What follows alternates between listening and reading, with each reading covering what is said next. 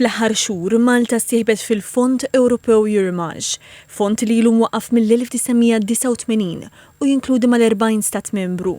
Il-fond għandu lan li jħeġġeġ koproduzzjonijiet internazzjonali bejn pajjiżi Ewropej. Is-ħubija tfisser li produtturi Maltin issa jistgħu japplikaw għal fondi Ewropej bil-kondizzjoni li l-proġetti jsiru ma' pajjiżi oħra membri fil-Kunsill. Il-kap eżekuttiv tal-PBS, Keith Ketkuti, qal l-Istazzjon Nazzjonali diġà qiegħed jieħu sehem f'dan il-proċess u appoġġja l-ewwel applikazzjoni permezz ta' ftehim għad-drittijiet tax-xandir ta' feature film. Tal-PBS ejja ngħidu issa li aħna parti Malta hija parti mill-Euromage u l-broadcaster huwa parti importanti minn din il-kollana, ġifieri parti mill-application. Aħna sissa diġà appoġġjajna l-ewwel application li saret minn film producer Malti fl-ewwel applikazzjoni li saret tal-Euromage billi offrejna li ħajkonna l-broadcasting rights ta' dan il-feature film li ħajkun jiġi produced. Iċ-Chairman Eżekuttiv tal-Kunsill Malti għall-Arti, Dr. Luke Dalli, għalli permezz ta' Euromage il-produtturi jistgħu jiksbu finanzjament u appoġġ sabiex joħolqu xogħlijiet ta' kwalità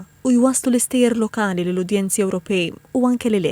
Immaġina, producer Malti jieħu 450,000. Jitwaħdu ma' producer Franċiż li jġib fuq il-mejda miljun ieħor u mbagħad ikun hemm persentaġġ ieħor li jiġi mill-Euromage. Ġifieri proġett minn 450,000 illum tela għal budget ta' 2-3 miljuni. Araw x'nistgħu nagħmlu iktar l-istejjer Maltin kemm nistgħu ntuhom iktar eċċellenza u kwalità.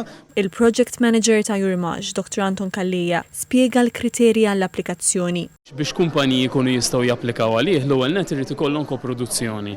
Ġifieri irid ikollhom koproduzzjoni internazzjonali ma' pajjiżi ġifieri li huma stati membri u jekk dak il-proġett ikun eligibbli skont ir-regoli tagħna ta' Euromage, dik il-kumpanija tkun tista' tapplika għal fondi.